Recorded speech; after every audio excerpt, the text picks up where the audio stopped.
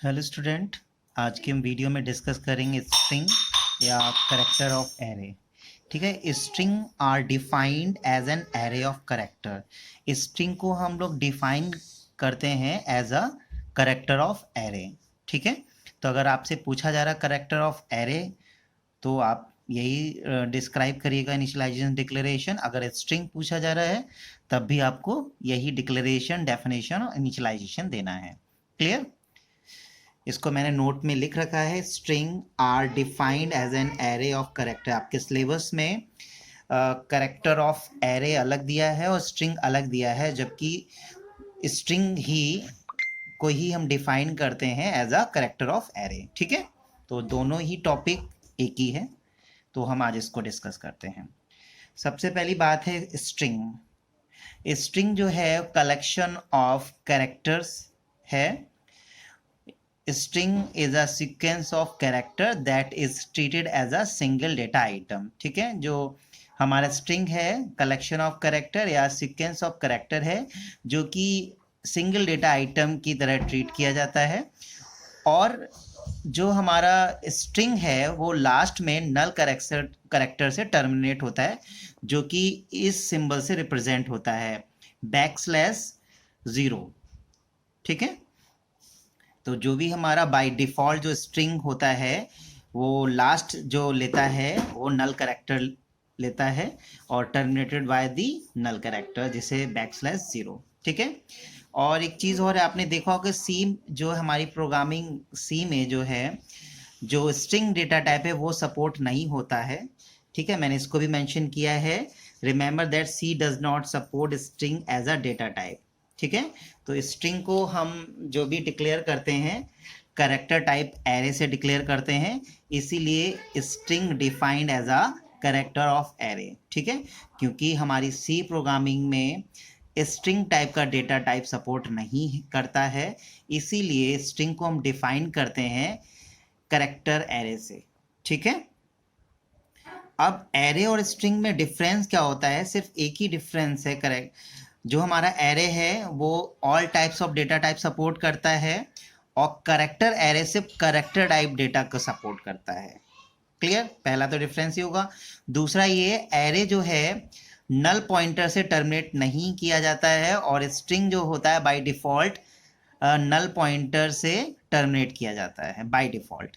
ठीक है, अब हम देखते हैं जो हमारा स्ट्रिंग या कैरेक्टर एरे जो है वो किस तरीके से डिक्लेयर इनिशियलाइज किया जाता है। सबसे पहले डिक्लेरेशन करते हैं। हमारा जो नॉर्मल एरे था उसमें हम लोग इंटीजर, फ्लोट, इस टाइप का यहाँ पे डेटा टाइप डिक्लेयर करते थे, पर यहाँ पर जो डेटा टाइप रहेगा सिर्फ कैरेक्टर रहेगा। क्यों कैरेक्टर रहेगा? क्योंकि हम क्या ले रहे हैं, कैरेक्टर एरे स्ट्रिंग, तो इसलिए यहाँ पे जो डेटा टाइप होगा वो कैरेक्टर होगा सेंड। ठीक है, यहाँ पे एरे नेम आप कोई भी नेम लेते हैं, उसके बाद साइज, कैरेक्टर एरे का जो भी साइज है उसे टर्मिनेट करेंगे। एग्जाम्पल में देखिए कैरेक्टर नेम 20। ठीक है, टर्मिनेट किया।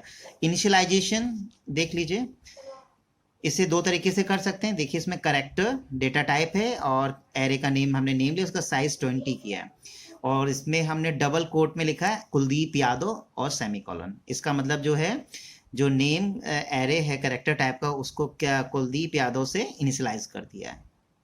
ठीक है, और जब इसे आप एरे में देखेंगे इसका जो लास्ट जो टर्मिनेट होगा वो नल कैरेक्टर से टर्मिनेट होगा। ठीक है,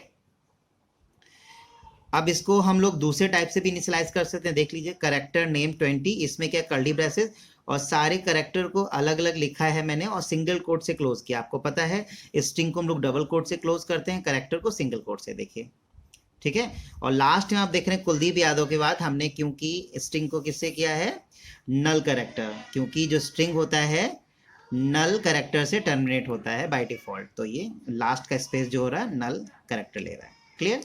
तो आप दोनों तरीके डिक्लेयर कर सकते हैं, इस तरीके से भी और इस तरीके से भी। ठीक है, मैंने और भी इसके एग्जाम्पल दिए हैं। ठीक है, इसके बाद मैंने हाईलाइट इसलिए कर दिया है कि string are defined as an array of character, क्योंकि स्ट्रिंग टाइप का कोई डेटा टाइप सी सपोर्ट नहीं करता, इसलिए स्ट्रिंग को हम डिफाइन करते हैं कैरेक्टर एरे से। ठीक है, इसके डायग्राम से समझ लीजिए। जैसे डियर हमने इनपुट किया है, कैरेक्टर टाइप का जो एरे है, तो DEAR इंडेक्स 0 1 2 3 4 साइज 5 है, क्योंकि और ये एड्रेस है और 1 बाइट लेता है, कैरेक्टर 1 बाइट स्पेस लेता, तो 2 4 2 5 2 6, ठीक है। और ये वेरिएबल्स।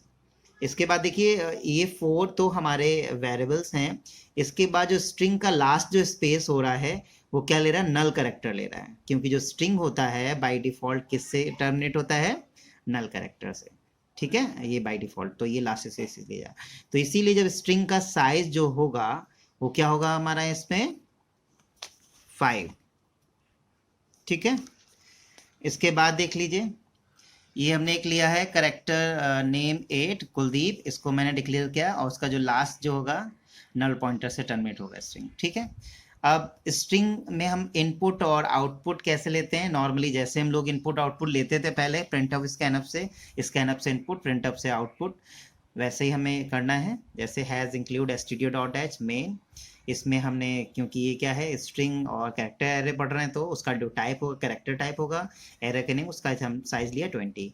इसमें लिखा print of enter your name, फिर स्कैन ऑफ इनपुट लिया स्ट्रिंग मॉडुलस एस नेम। एक चीज़ आप ध्यान दे रहे होंगे यहाँ पे जो होगा, ये जो इसे क्या बोलते हैं, फॉर्मेट स्पेसिफायर, मॉडुलस एस को बोलते हैं हम लोग फॉर्मेट स्पेसिफायर। ये क्या रिप्रेजेंट कर रहा है, कौन सा डेटा, वो कौन सा स्ट्रिंग टाइप का रिप्रेजेंट कर रहा है, ठीक है। मॉडुलस एस क्या करे, स्ट्रिंग टाइप का, अगर आप डी होता तो डीजे टाइप, और यहाँ पे स्ट्रिंग है तो मॉडुलस एस, ठीक है। और यहाँ पे नेम। अच्छा, स्कैनफ में हम लोग एड्रेस ऑपरेटर एम्परसेंड लेते थे, पर इसमें हम लोग नहीं ले रहे हैं। क्यों नहीं ले रहे हैं, ठीक है, इसलिए नहीं ले रहे हैं क्योंकि जो है इसमें एड्रेस ऑपरेटर लेटर की ज़रूरत नहीं, क्योंकि डायरेक्टली नेम जो आप इनपुट कर रहे हैं डायरेक्टली वो फर्स्ट सेकंड थर्ड लोकेशन पे ले लेता है। जैसे आपने अनिल नाम एंटर किया है, तो जो स्ट्रिंग में साइज लेगा, पहले में अनिल, देन ए, फिर N, then I, then L, उसके नल पॉइंटर से टर्मिनेट हो जाएगा, ठीक है। तो इसलिए इसमें एड्रेस ऑपरेटर नहीं यूज़ करते हैं।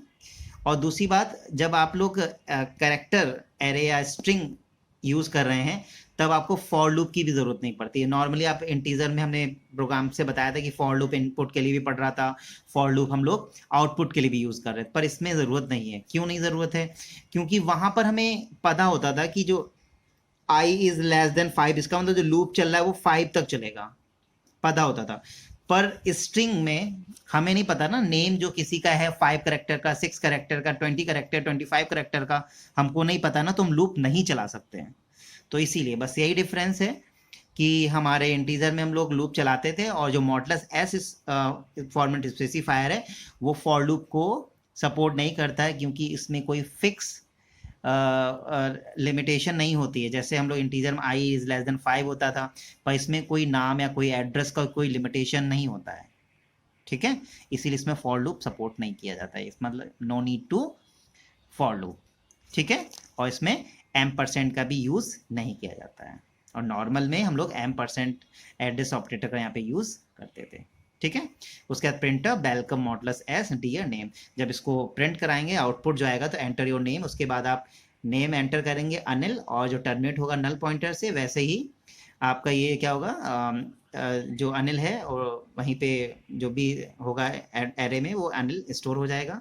उसके बाद जो प्रिंट एंटर करेंगे, उसके बाद एंटर करने के बाद वेलकम अनिल डियर, ये आपका प्रिंट हो जाएगा, ठीक है। आई होप आप लोगों को स्ट्रिंग और कैरेक्टर एरे समझ में आया होगा। कोई डाउट है तो आप व्हाट्सएप में मैसेज करके पूछ सकते हैं। Thank you.